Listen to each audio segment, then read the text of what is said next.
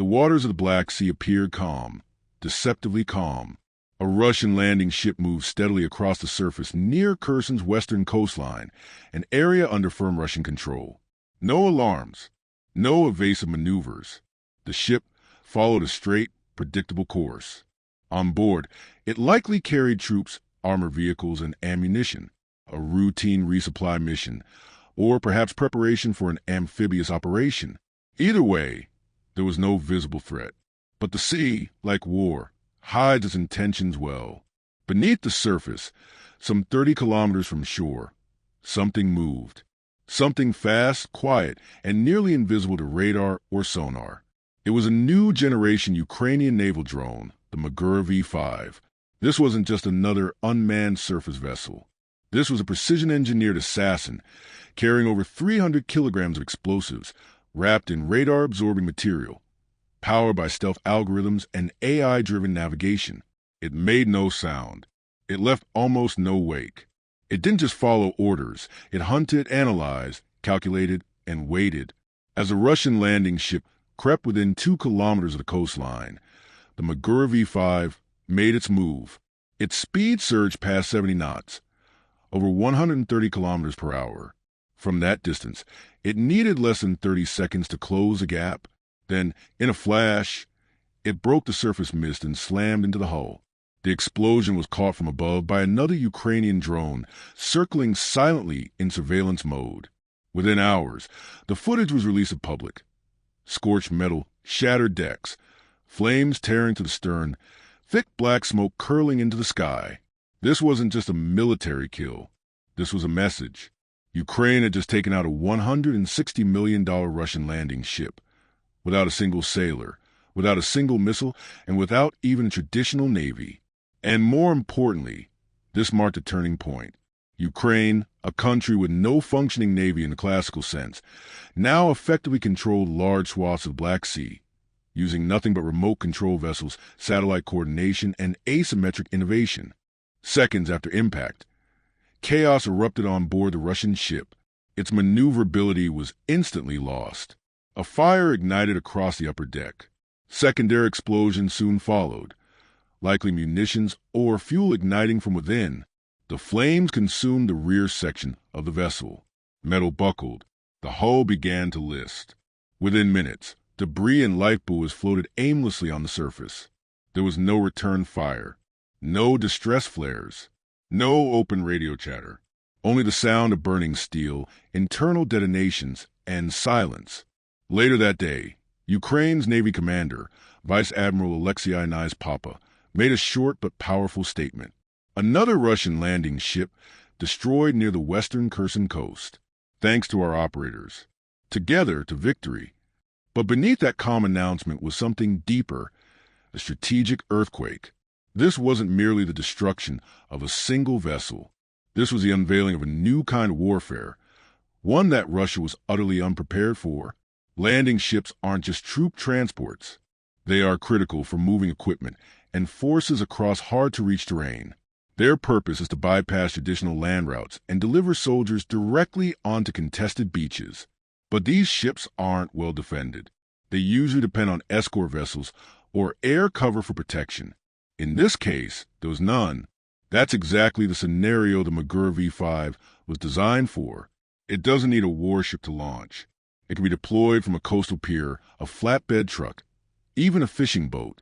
It operated autonomously from launch to strike, needing no manual guidance. And most importantly, it exploits gaps in naval defense that traditional ships can't detect in time.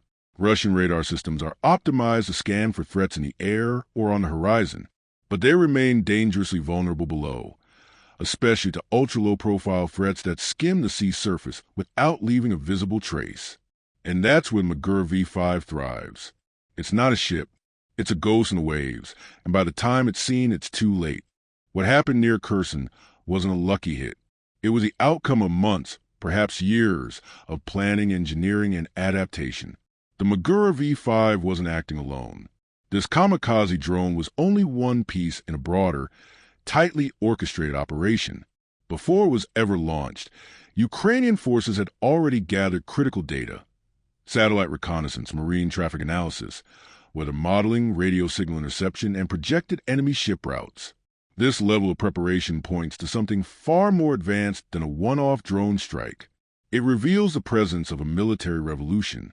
At the center of this revolution is Ukraine's 385th Brigade for Unmanned Surface Systems, the first naval unit in the world composed entirely of drone operators. No sailors, no gunners, no navigators, just programmers, engineers, AI specialists, and remote strike teams working from secure control centers far from sea. They don't board ships.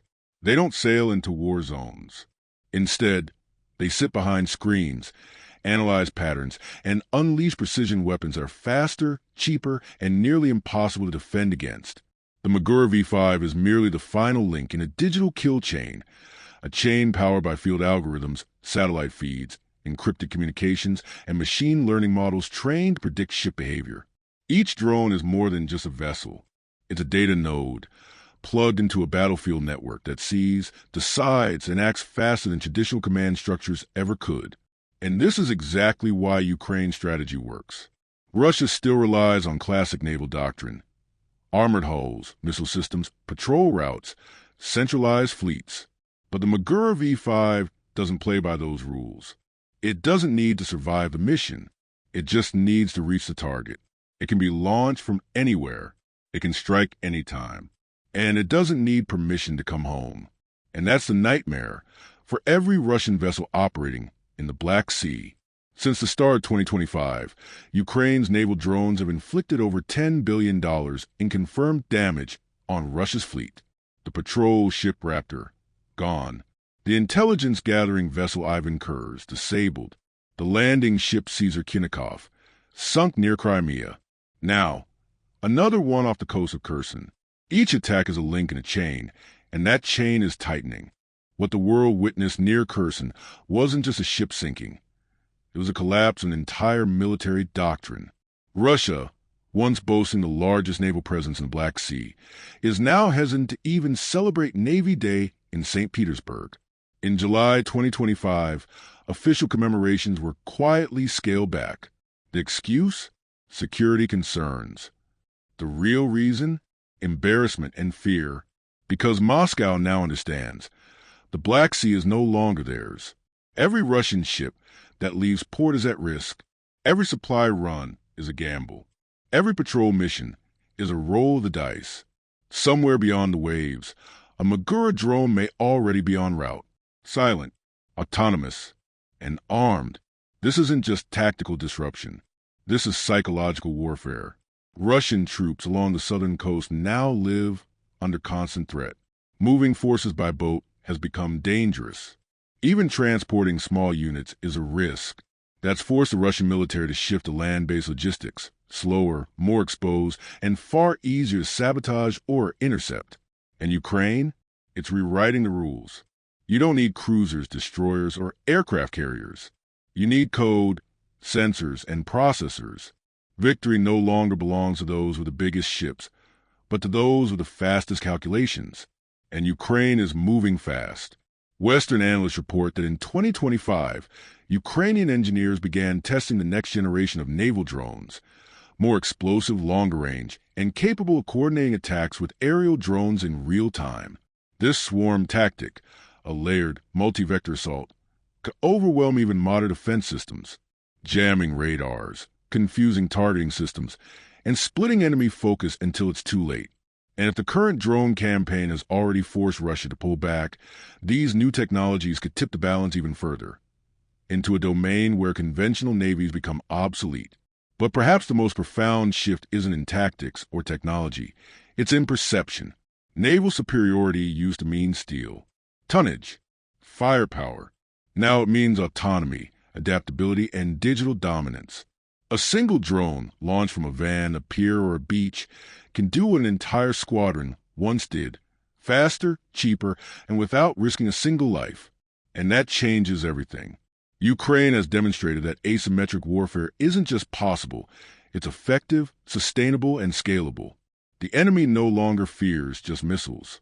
They fear silence, the absence of radar blips, the sudden explosion, the unseen hunter. And that fear, That creeping doubt in the minds of Russian commanders is a weapon in itself. This is not science fiction. This is now. The sea no longer belongs to those with the most guns, but to those with the best code. Where will the next strike come from?